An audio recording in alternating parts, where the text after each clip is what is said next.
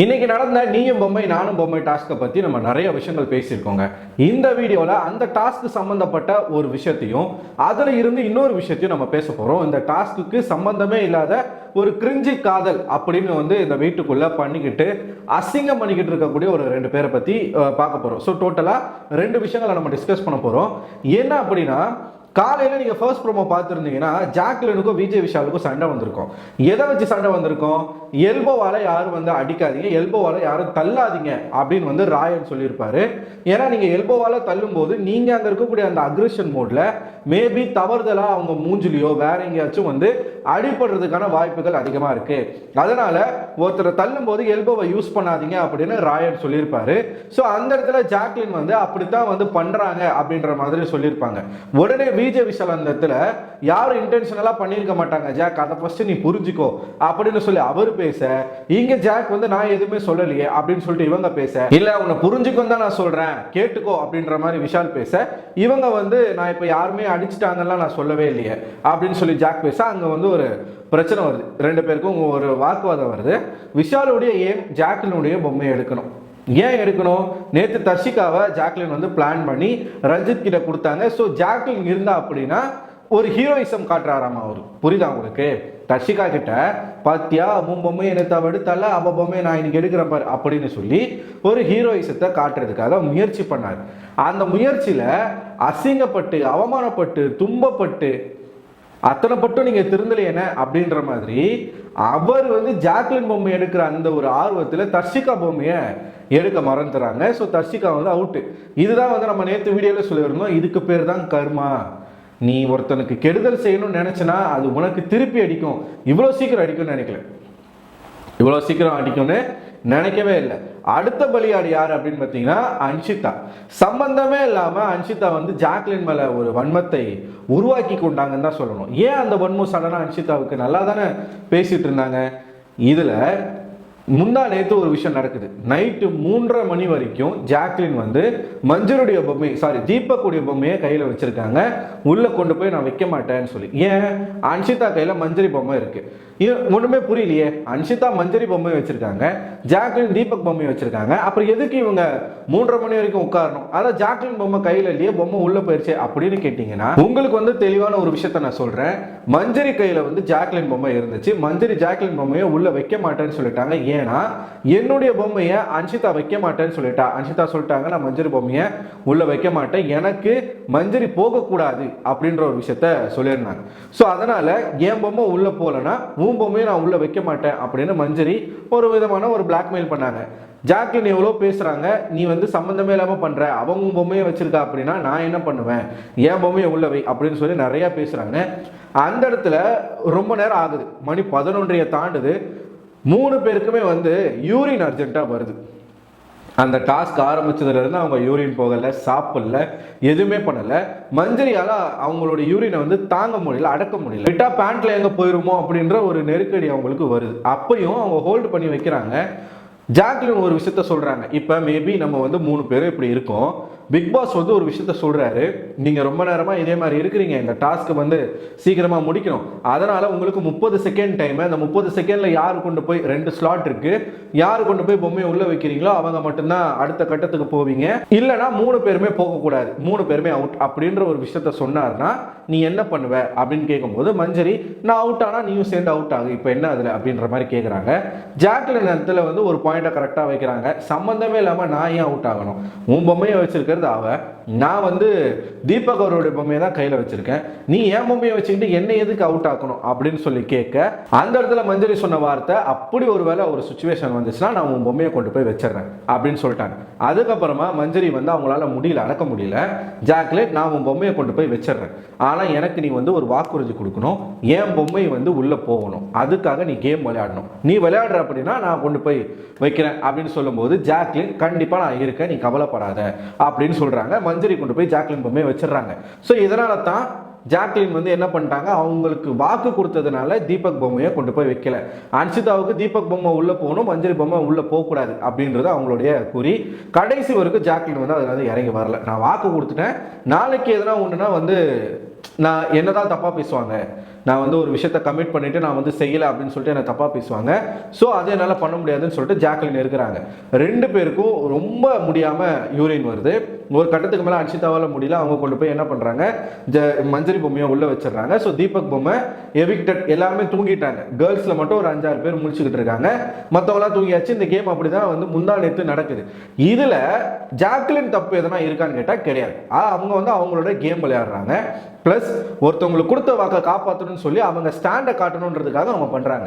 சம்மந்தமே இல்லாமல் இவங்க அன்ஷிதா வந்து என்ன பண்ணுறாங்கன்னா, ஜாக்லின் வந்து பக்காவாக கேம் விளையாட்டா, அவள் வந்து ஒரு பாய்சன் பயங்கரமாக பண்ணிட்டா அப்படி இப்படின்னு பேசி வன்மத்தை தானாக சேகரித்து அதை கொட்ட ஆரம்பிக்கிறாங்க. மறுநாள் கொட்டிக்கிட்டே இருக்காங்களா. இது நெக்ஸ்ட் அந்த டீம் இருக்கு இல்லையா, ஒரு டீம் கோவா கேங்னு ஒரு 4 பேரை சொல்றாங்க. ஆல்ரெடி அதில் சௌந்தர்யா வந்து அவுட்டு. ஜாக்லின், ஜெஃப்ரி, அப்புறமா ராயன், இவங்க 3 பேரையும் தோற்கடிக்கணும்.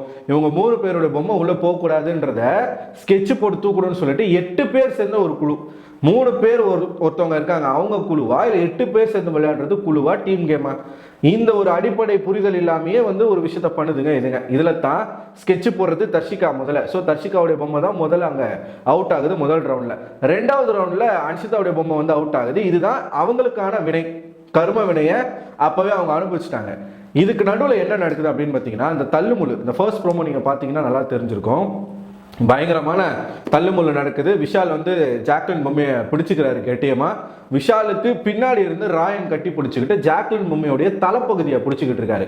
ஒரு பக்கம் ராயனை வந்து பிரிச்சு விடணும் அப்படின்றதுக்காக சத்யா வந்து நிற்கிறாரு. சத்யாவுடைய கையை பிடிச்சி இழுக்கிறதுக்காக ஜாக்லின் வந்து நிற்கிறாங்க. இப்படி ஒரு தக் ஆஃப் வார் போய்கிட்டு இருக்கும்போது அந்த இடத்துல சத்யா என்ன பண்றாரு அப்படின்னு பார்த்தீங்கன்னா, அவர் கையை உதறி விடுறன்ற பேர்ல ஜாக்லினை வாண்டடா ஹிட் பண்றாரு. அது வாண்டடா பண்ணாரோ இல்லை அவர் தெரியாமல் பண்ணாரோ, பட் அந்த ஃபோர்ஸ், அந்த வீடியோ உங்ககிட்ட நான் காட்டுறேன். அந்த ஃபோர்ஸை நீங்கள் பார்த்தீங்கன்னா உங்களுக்கு நல்லா புரியும். அவர் இடித்த இடியில் ஜாக்லின் வந்து வலியில் கத்திக்கிட்டு சத்யா விட்டுட்டு போயிடுறாங்க.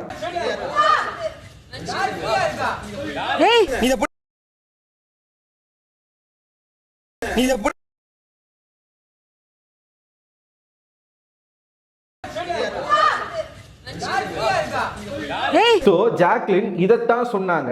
ராயனும் இதை மென்ஷன் பண்ணி தான் அங்கே சொல்லியிருக்காரு, யாரும் உங்களுடைய ஹெல்போ வச்சு தள்ளாதீங்க, மிஸ் ஆகி அது எங்கேயாச்சும் பட்டுச்சு அப்படின்னா அது வேற மாதிரி போகும், தயவு செய்து அந்த மாதிரி பண்ணாதீங்கன்னு சொல்லும்போது தான் ஜாக்லின் சொன்னாங்க.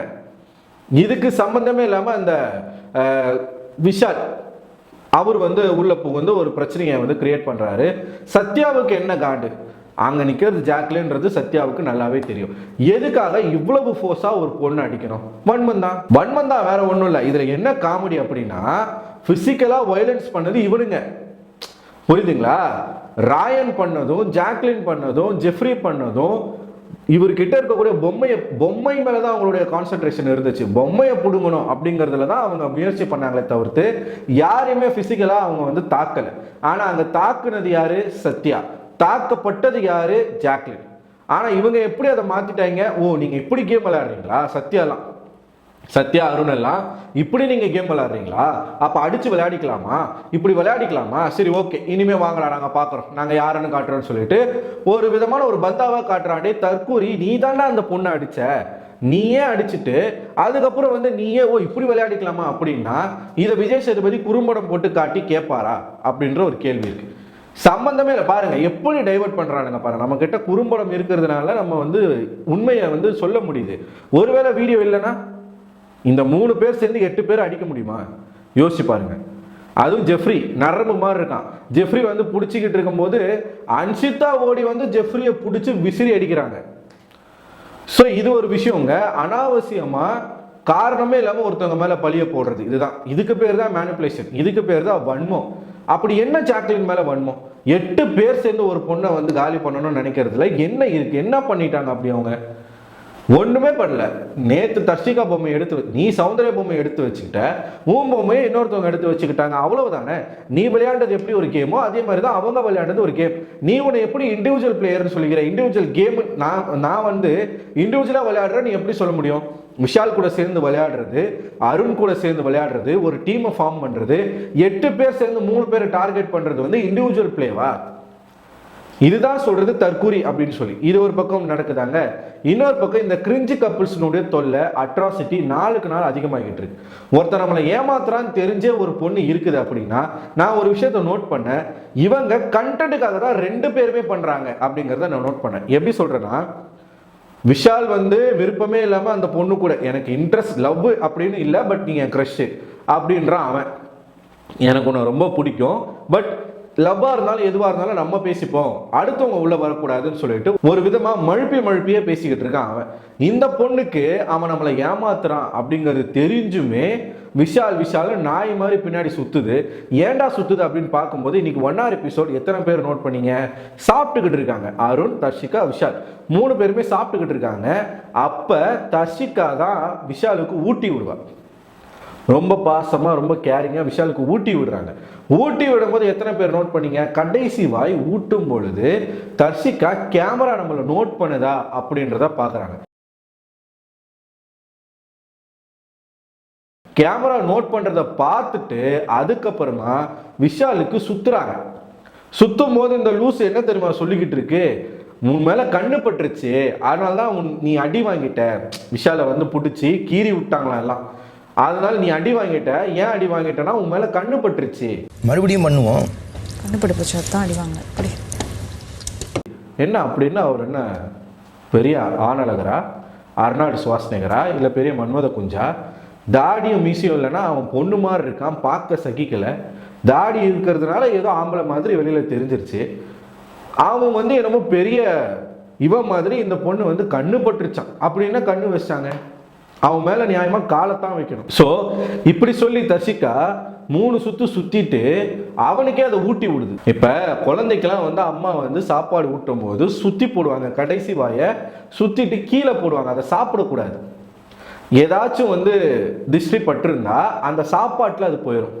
அது ஏதாச்சும் எறும்பு அந்த மாதிரி எதனா பூச்சிகள் இல்லை காகம் அந்த மாதிரி பறவைகள் எதனா சாப்பிட்டுட்டு அந்த கண்ணு அப்படியே கழிஞ்சிரும் அப்படின்றத அந்த காலத்துல இருந்து பண்ணிக்கிட்டு இருக்காங்க.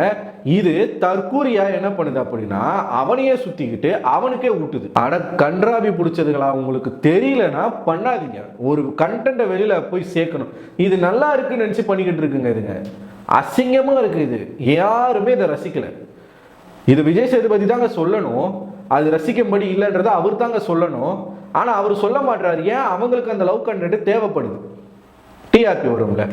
நீங்க இன்னைக்கு வச்சிங்க பாருங்க டாஸ்க், இந்த பொம்மை இந்த டாஸ்கே இன்னைக்கு இந்த சீசன் ஆரம்பிச்சதுல இருந்து 52 நாட்கள் கழிஞ்சு இன்னைக்கு தாங்க மக்கள் 1 லட்சம் பேர் ஆன்லைன்ல பார்த்துருக்காங்க ஹாட் ஸ்டார் லைவ். இத்தனை நாட்களாக 15,000, 20,000, 30,000, 50,000 கூட ரீச் பண்ணல.